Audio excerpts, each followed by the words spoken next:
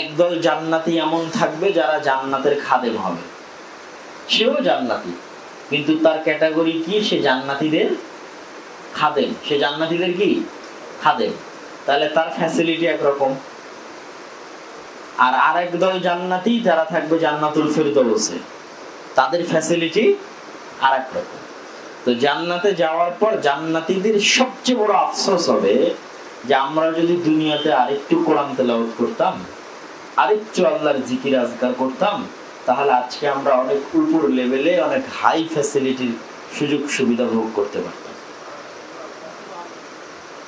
তাহলে ওই যে কোরআন তেলাওয়াতকারীকে বলা হবে তুমি উপরের দিকে উঠতে থাকো, মানে যত উপরে উঠবে তত ফ্যাসিলিটি এবং সুযোগ সুবিধা বেশি, ফ্যাসিলিটি বেশি, মান সম্মান বেশি।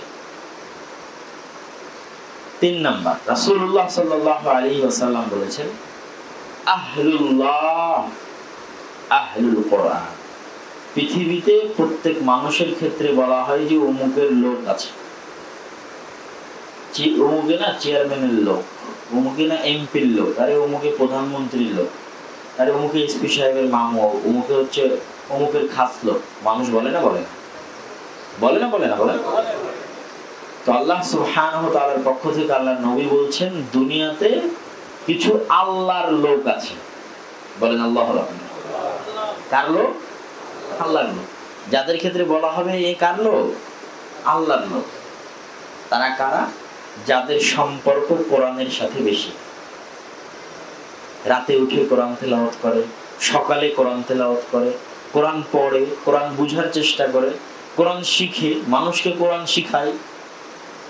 এরা কার লোক? আল্লাহর লোক।